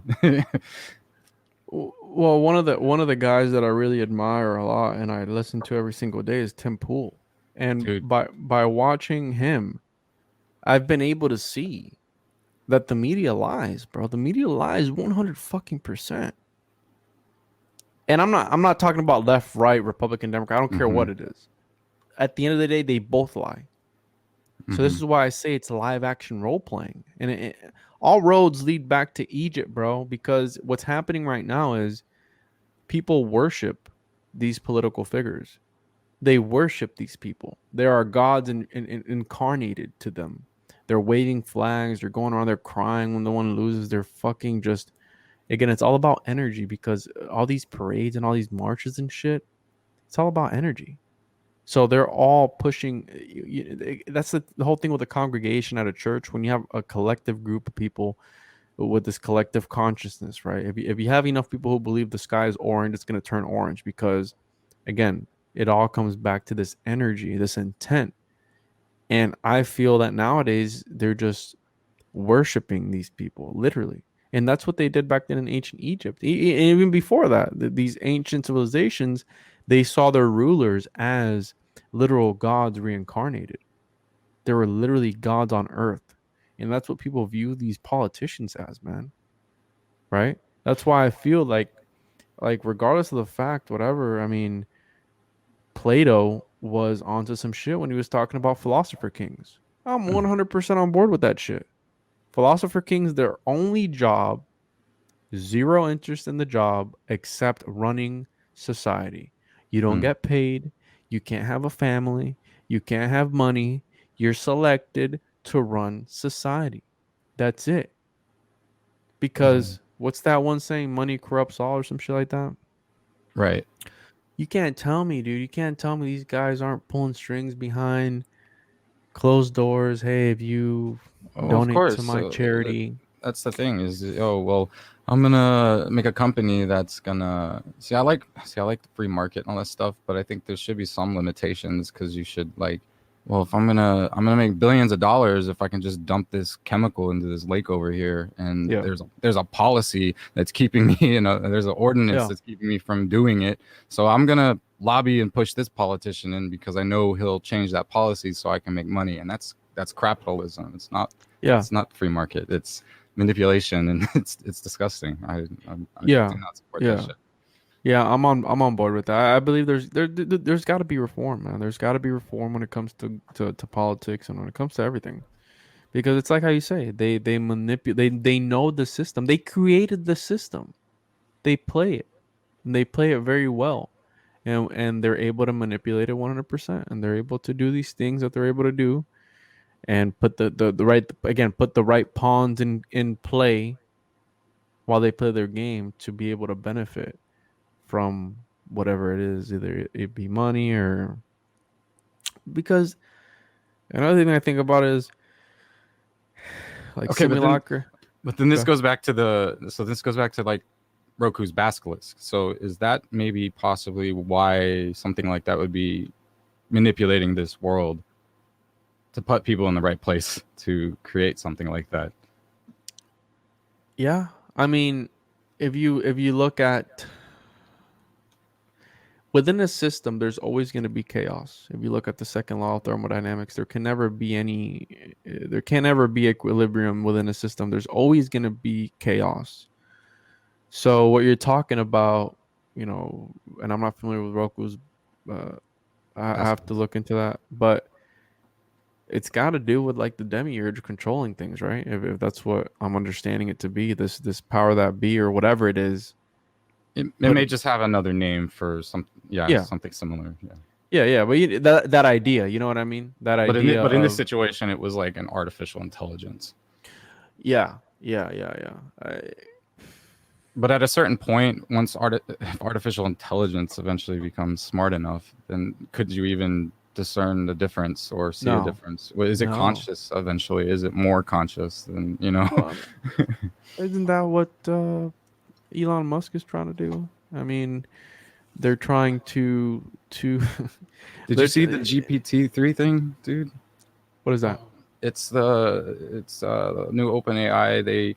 They just released it. It's like open Who's they? source. Oh, OpenAI is the company, and it was funded by Elon Musk. It's Really? yeah, it's called, I think I'm saying it right, GPT-3. But dude, this shit can write like whole paragraphs. It can take like you can say, hey, you can ask questions as if it were like Plato or as if it were Abraham Lincoln, and it'll answer Oh like shit. it because they trained it on like a good portion of the internet. Like they took Wikipedia and a bunch of other things and websites, and they just basically trained it on that. And it's a neural network, and they don't even really know how it works because they just set it loose to learn all these things. Oh my But god. but it basically is like you can talk to it, and it's pretty much like there, dude. So it's crazy, but it's not perfect. Like, but it's there, and it blew my mind when I was watching it. Jesus, That's scary. because you can like feed it certain like paragraphs of information and then like have it finish it out. But the way it works is it's actually trying to guess the next word. What is the most Yeah. likely next word is basically what it's doing. But it actually has had some pretty profound like results. It's crazy. Wow. Yeah, I didn't know about that, but I mean, it, that's what people don't understand, that our data right now is a commodity. They literally sell our data for billions and trillions of dollars, like all these behemoths of companies, Facebook, which is all the same companies, Facebook, Twitter, YouTube, Instagram, all these companies. That's what they're doing. I mean, they're mining our data for fucking free. Whenever we sign it, literally we're giving up our rights as soon as we sign in or use their app, right? Like that's their main thing. You're acknowledging the terms of service as soon as you come into the app, and you know what I mean? Like, Right, but and you can never read all of that shit, man. no, Jeez. and it's and have you noticed, dude, that like as of lately they've been changing their terms of service like every, it Mm-hmm. feels like every other week. Like Got I'll get an email from some website like, when oh, they first did it, I got like 1,000 emails. But yeah, I keep seeing recently that I've been getting more terms of service updates from places like YouTube yeah, and yeah, Twitter and all that shit.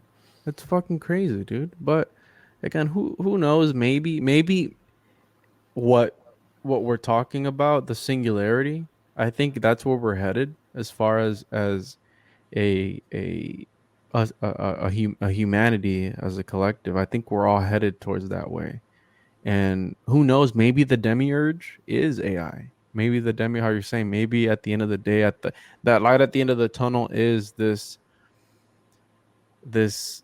being that's just all knowing. And one of the my favorite movies, the 2001 A Space Odyssey, Hmm. the message that I took from the ending of that movie, and it goes back to the Gnostics, when in one of the gospels the disciples were talking to Jesus, and they said, how does it end? And he says to them, have you already forsaken something along, have you already forsaken this, because the end is where the beginning will be, right? So, and I'm paraphrasing that, I have to look it up, Right. but at the end of that movie, he goes into that portal, whatever it is, and he ends up, right, he goes through all the stages of his life, and he just ends up as a fucking baby again, as an embryo, Yes. because the end is where the beginning is. You know what I mean? Like that sort of Hmm. fucking same idea. So is it like a metaphor for like a reincarnation, or is it that you're Yeah, born again yeah, as like a yeah. You're universal the entity? Ouroboros, the snake eating its tail, and which is an ancient symbol all throughout all ancient civilizations. And that's why I say a lot of these things, yeah, we see them and we go, oh, that's just whatever. But it's all got a grain of truth and a grain of it's all worth something. And it's up to you to pay attention to it or not. You know what I mean? So when all these guys talk about certain things back then, that's why they say history repeats itself. You know, like it all comes full circle. That's why I believe it's all interconnected. It's all just this jumbled up mess of bullshit. You know what I mean? Like it's Right. you It's can't like, really comprehend it. so that's something I thought about for. I always think of thought experiments, and I'll like go to sleep thinking about some crazy shit, and then one of them was the idea about, okay, of course you have the thought that maybe our civilization on Earth rose up to a certain point, and then there's a great wipe again, Yeah, and the Great Reset. Yeah, great reset, whatever. which they're talking about another Great Reset because of this God, COVID bullshit. yeah. Yeah, But, I mean, again, it all comes full circle, bro. yeah, I don't know, but I've also like, what is it? I don't know where I read it, but it was talking like, the germination of the Earth, and like they came here from another universe or another planet, and this was the closest planet they could come to, and then that's where human civilization came from, but we lost all that technology, but that's why it's like still like connected to us in a way. Yeah, or we're just a failed plant experiment because the spores of psilocybin or any mushroom can survive in the vacuum of space. Who knows if we came from some rock somewhere and plants developed us instead of the Anunnaki developing us to mine gold for their atmosphere somewhere. If they're so technologically advanced, why would they have monkeys do all the Mm-hmm. work for them? If they're able to come up with these crazy, you know what I mean? Like that's why I think about it. It's cool to think about, right? Like I love the Anunnaki hypothesis, but if they're that advanced, why not just build these machines, these Right. It's AIs like, that can why just would you have to have us do it? But like the fossil record, and Paul Stamets talked about it, and he said something about the oldest um, relative to every species was a mushroom. yeah, I believe that shit, dude. If you really think about it, yeah. I mean, dude, it's possible. I mean, it's who I mean, there's mushrooms that look like a penis. You know what I mean? Who knows if they talk about I've talked to experts on this about how Christianity was a mushroom cult, and it had to do with with people tripping balls and talking to God, or even with Moses and the burning bush. It was an acacia tree that was high in DMT, and he was just having this out of body experience. But uh, maybe, right? But when I talk about the mushroom looking like a penis, that phallic symbol, maybe who knows if other civilizations took that, right? That Hmm. that that picture of that, and it's like, oh, this is the world impregnating. What, you know what I mean? Like when you watch a mushroom let out spores, it's crazy looking. It's just like a bunch of little spores just going everywhere. It's got to do with insemination, all that bullshit. I don't know, but I like to think about that whole, what do they call it, panspermia or something like that. Spermia. That's the Where other thing about the mushroom that's like super.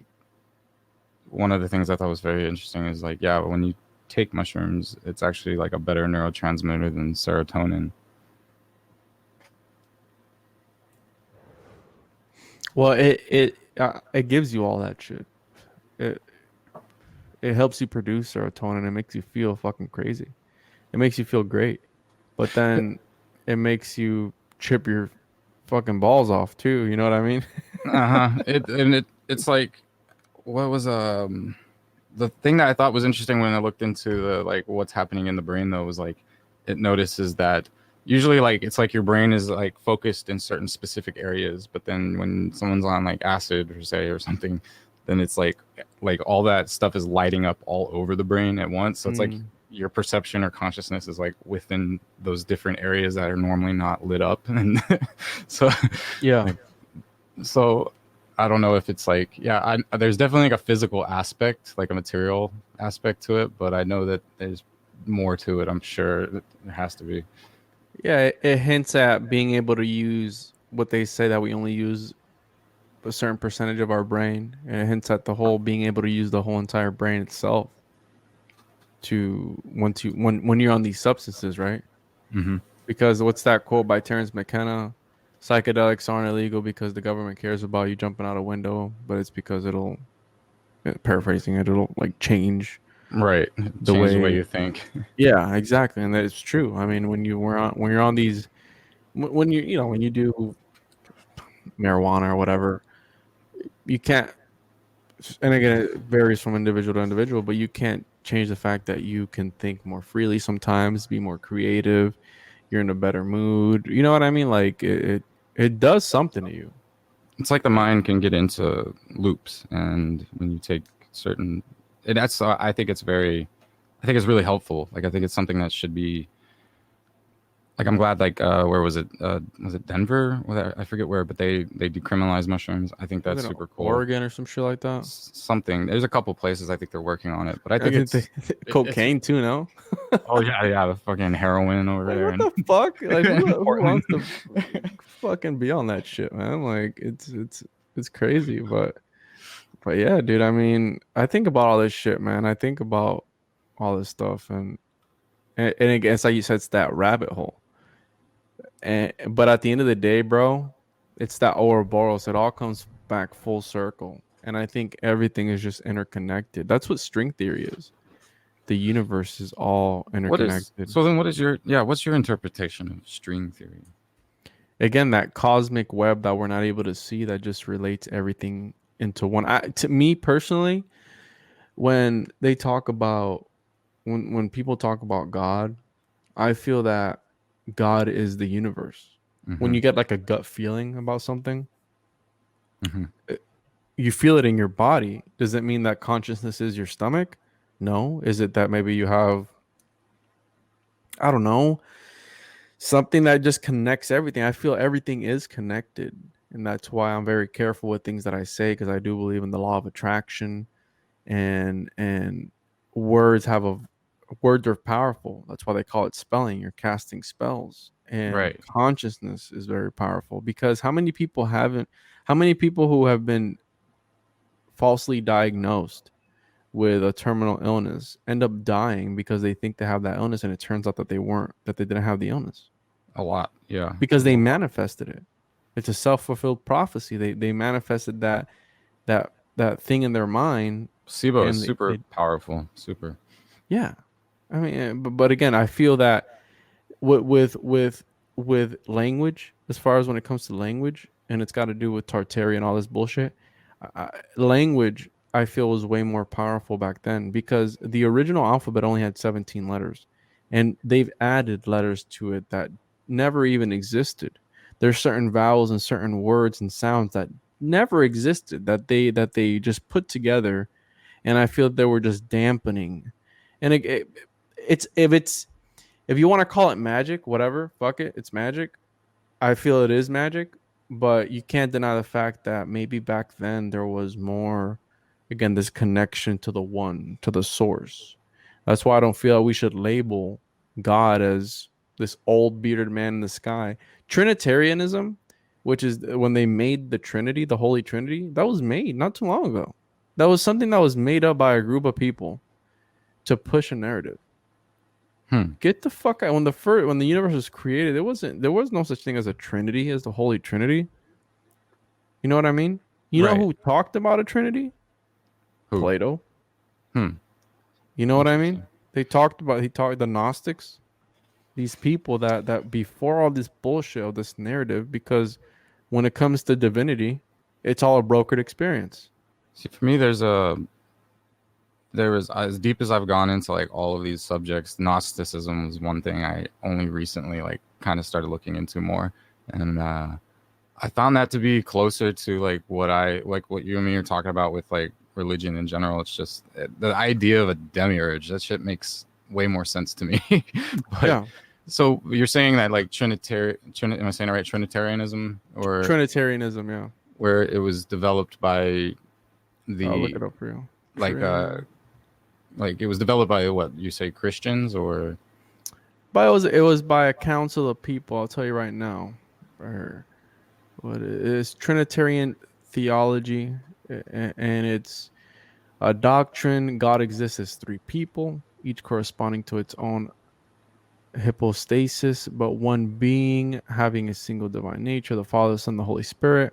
I'm trying to find who made it here. I don't mean, let me look it up. But it was made by a group of people, bro. It was like, like the whole Council of Nicaea and stuff like that, where they talked about what was canonical and non-canonical. Like, Mm-hmm. that's why, dude. And again, I've talked to doctors with PhDs in Bible history about this shit. So when I don't understand something, I just talk to somebody who does understand it. You know what I mean?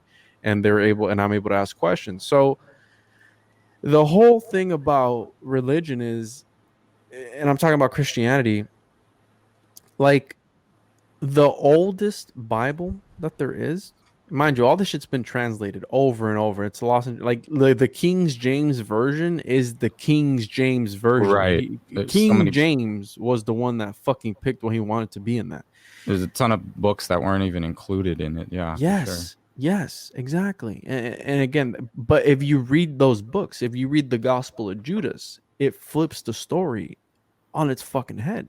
Judas was the good guy in that book. You can't have that in the regular canonical version. No, this doesn't fit our fucking narrative, dude. Judas got to be the bad guy, the one that turns Jesus in. Yeah, Yeah, wasn't he let's go ahead just and a chuck it. feeling? Wasn't he feeling? Huh? Do what? What were you gonna say? Let's go No, ahead. no, that's why they just chucked it and just, hey, fuck it, let me Oh, just throw this okay. shit out. Yeah, dude. These things are for sure. Like a lot of it is definitely been manipulated over time for Oh, sure. So 100%. But there's people who live, eat, breathe, and shit this stuff, and it's like, listen, that's fine. But you gotta understand, the Bible is just a book to make you live a better life.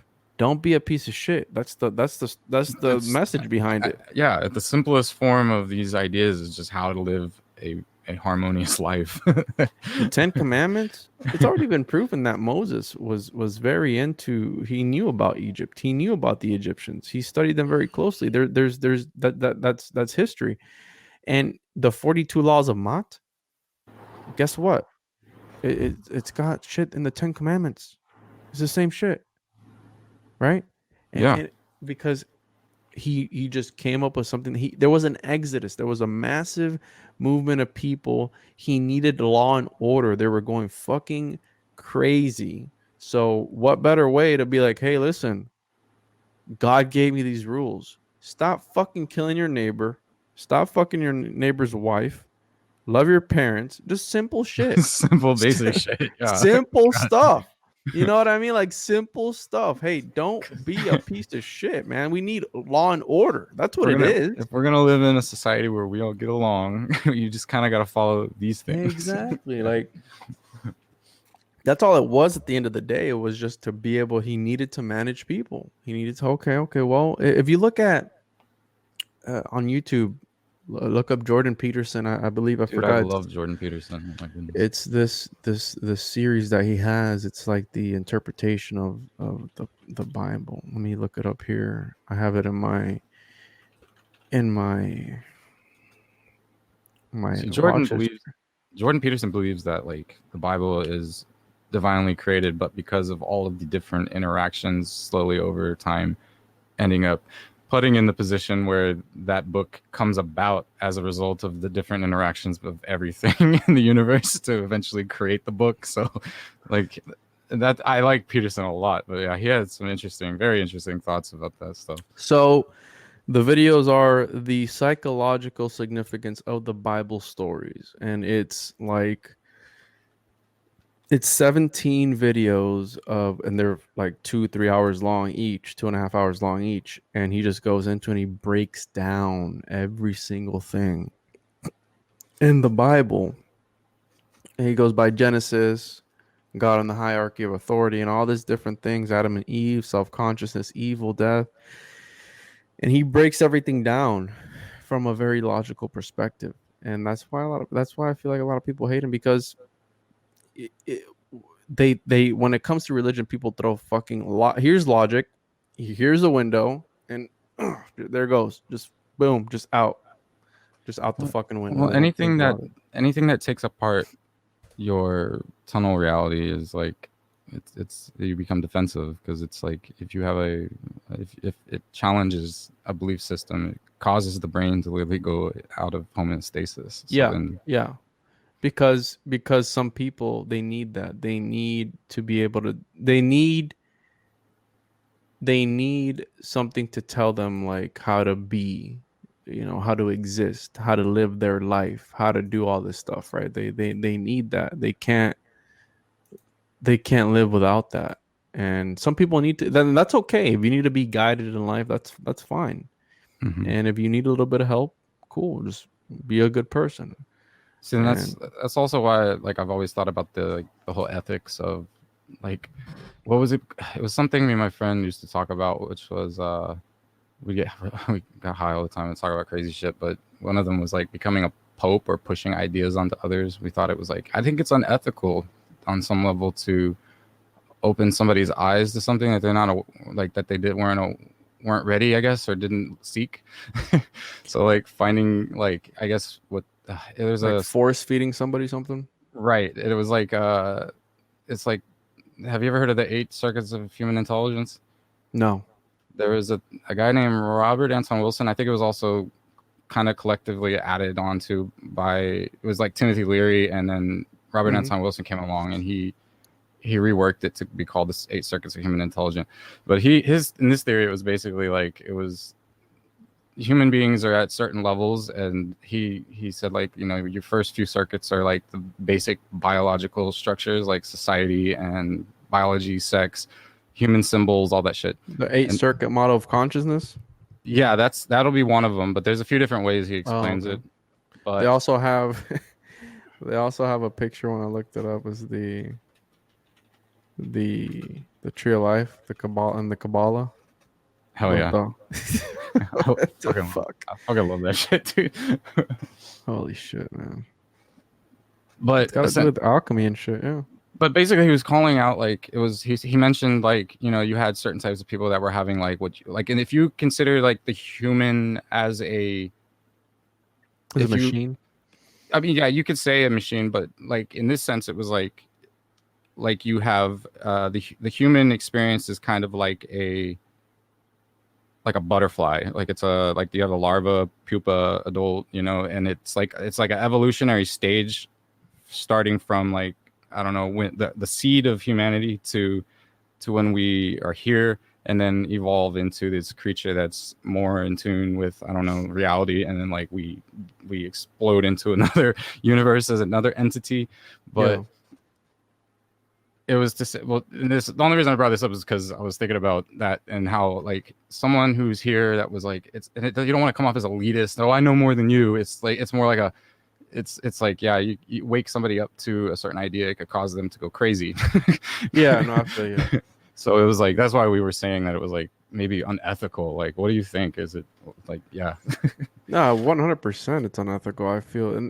But and I hate to bring him up, but the whole thing with Aleister Crowley, right? What was his saying? That Do what thou wilt. do what thou that was like the same thing, right? Like do whatever the fuck you want to do, right? Except fuck kids, because that's fucked up. And it's like breaking away from the man, from Big Brother. I think it's a way, but they have to suppress you. They have to. If that's why they killed off all the Gnostics. That's why they ruled them heretics. Because if you're able to achieve self divinity through gnosis, through knowledge, through by studying, by knowing. by knowing, then you don't need the man. You can just do it yourself. But no, no, no, no. They have to be able to control you. They have to be able to suppress you. So that's why they're like, hey, listen, I talk to God every day. The guy under me talks to God every couple of days. The guy under him every week. The guy under him every other day, every other week. The guy under that every, once a year. You have to come through them and they're gonna relay the message to me, and I talk to him. To get the fuck out of here. That's such Mhm. that's such a gimmicky. What do they call the people back then who used to sell like phony cures and shit? Snake oil salesman. Snake oil. That's the dumbest shit ever, bro. You know what I mean? Like it comes back to the same idea of why the fuck does he care what I'm doing? You know what I mean? Like if he's all powerful and shit, and I'm not trying to test the powers that be, you know what I mean?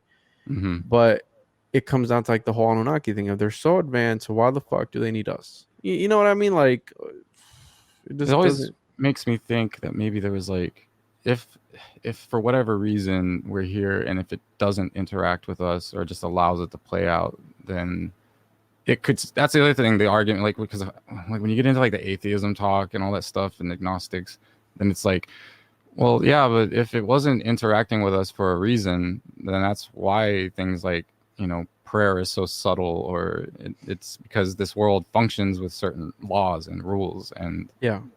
so if there is some type of entity, it's not, it could be choosing not to interact here for some reason. Yeah. Yeah. No, I feel you. I feel you on that. But I do believe there is something. And that's why I believe that the universe is God. The universe, everything collectively is God. Yeah.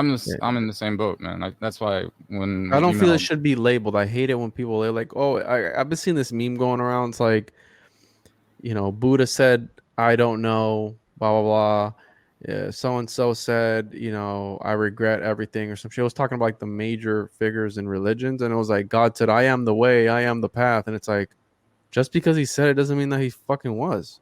Hmm. Like, how does that make sense? Like, whatever. If you believe that, fucking more power to you. But I don't think that we should label these things. And it's all, if you really look into it, it's all the same thing.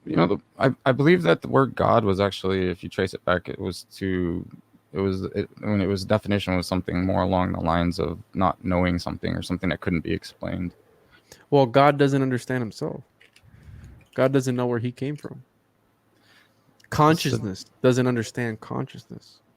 it's the deepest question, is if it's like you have, why, like, okay, well, why is there something rather than nothing? You have Yeah.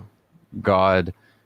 If it was like a final entity at the end of time, have you ever heard of like the artifact at the end of time? Terrence talked about it, I think, but it was like, if all consciousness and all everything was com- compounded down into like a final object or a final particle compressed into a final singularity of all information, knowledge, it would exist outside of time. It would be something that has everything, and if it's conscious, it would know all and have known all realities, all worlds. Holy shit, dude. That just blew my fucking mind. It's, I dude. haven't heard about that, but I love Terrence McKenna. I've Well, learned a lot from. when he said artifact at the end of time, that's something I thought about for a long time, and it like that's what it brought me to, was thinking about, well, what if it was? Because then that means that right there, if it's outside, like a black hole does, for instance, right? It compresses down into like a particle that's usually the size of something, what, like a pinhead, but it has more mass than, Mm-hmm. thousands of Earths. Yeah. So if you were to do that to all universes, and would it be conscious? Would it exist outside of time and it's like there at all times? Like, I don't know. It's just a big thought. Yeah. Yeah. And what did you say, the artifact at the end of time, is that what he talks about? The artifact at the end of time. But I think he was attributing it more to like, in like a more of a novel way. But when Is he that said that, that's his novel theory or some shit his like that? novelty theory. Yeah. Novelty theory. Yeah. That Let was me see. right before he died. He started talking about that. Oh, the transcendental object at the end of time. I started That watching that documentary. That dude, that shit blew my mind, and I spent a lot of time thinking about that for a long time, and that's Yeah, I what it started eventually led watching me that. to. Yeah, I'm 46 minutes in, but the thing is that Terrence McKenna's he's on such another level that that some of the shit he says, like, you ever listen to a podcast and you just whatever the fuck like what's that one podcast, the last podcast on the left? It's just so much shit going on that I can't keep up with what the fuck they're talking about. And Yeah. they're just all over the fucking place with like bad jokes and this and that, and I can't keep up, so I just turn it off. Hmm. For the longest time, Terrence McKenna's lectures were like that to me. Bro, me too. They were Like, like that. I couldn't keep up with what he was saying. But I then listen. Dude, I was the same way, bro. I listened to that shit for years until finally I was at a point where like I go and listen to Yeah, him now and I'm like, I actually understand all the yeah, words he's using. It's like another yeah. language, dude. Yeah, Jeez. and it clicked in with me, bro, when I was doing a drive from Georgia, from Tennessee here, and for 10 hours straight I was driving, and I just had Terrence McKenna on the entire fucking time. I was driving and I was like, where has this guy been? I've tried listening to you, but I just couldn't understand what you're saying. But I guess like when you're busy or doing something, you can't really sit down and really interpret what they're saying. You're just hearing words, but you're not connecting dots.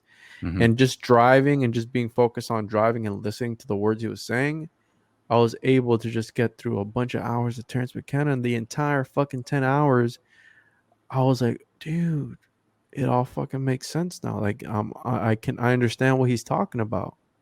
Like, he's on another fucking frequency. Like, we don't have people like that alive anymore, man. For as much as I love Elon Musk and I Hmm. love Donald Trump, they're just not on that level. You know what I mean? Right. Yeah, You for sure. imagine fucking Donald Trump spitting some fucking truth, bro? I You know how yeah, much money okay. Donald Trump would have made if he had a podcast? Dude, I'd love to see that. That'd be crazy. That would be fucking insane, I man. would have Like, loved to seen Biden and him come on Joe Rogan like oh everyone yeah, wanted. Dude, that should have been crazy, but it would never happen. no, no, no, fucking, Because they wouldn't have control over what they were saying and shit. yeah, That's why. yeah, 100%. But God. yeah, dude. I mean, we can end it there, man. I had a lot of fun. I think we're it's almost 2 hours in. Fuck yeah, Uh, man. what we can do Good is, time.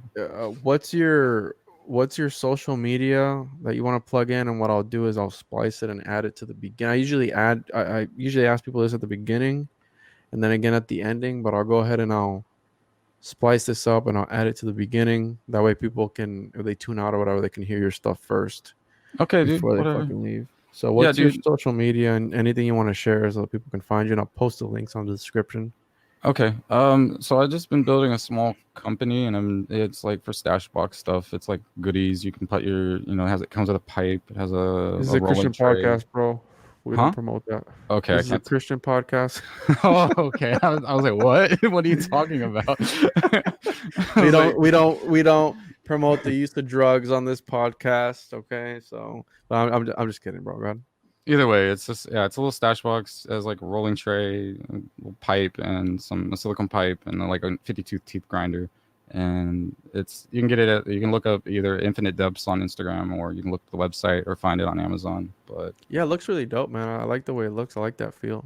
yeah, dude, I definitely want to add more. But right now we're still small, but I'm building it out, so it'll just take time. But yeah. Yeah, right on. And I'll post the description on that. And then, do you have Instagram or Twitter or anything? Yeah, you can look up Solbolt, Solbolt, or if you want to do my music, I have a music page. You can look up Stokes Official Music, and yeah, Yeah, I know you make some trance and like techno and electronic music, right? yeah, dude, I make like trap, hip hop, anything really. I've been doing it for a while now, but a lot of EDM stuff like that. Nice. Yeah, I had a lot of fun, bro. I really like this conversation. We went a lot of places, talked about consciousness, psychedelics, Yeah, man, I'd love and to come back on again sometime. Just let me know. yeah, yeah, we'll do it again. This was like pretty much impromptu. We're off the top of the dome, just going at it, just flowing and having the conversation go wherever it Oh, goes.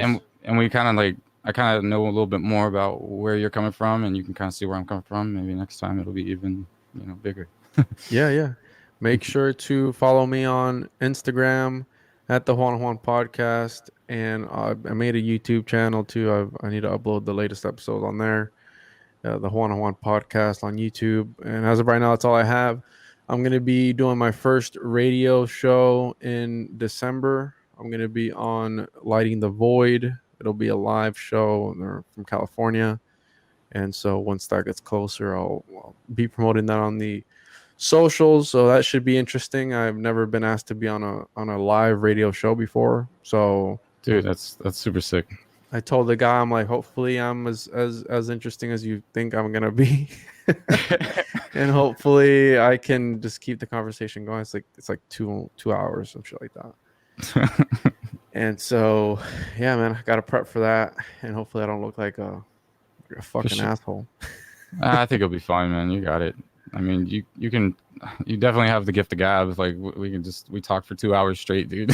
So Yeah, just bullshitting. But yeah, yeah, the guy who runs it, like he like knows a lot, so I'm sure I'll be fine. And I think he's like the way his interviews are just like almost like a Joe Rogan type vibe, where he can just make the conversation keep going. You know what I mean? right. I love that. I absolutely love that. That's so cool. Yeah. Like, So stay tuned for that, and as always, until next time.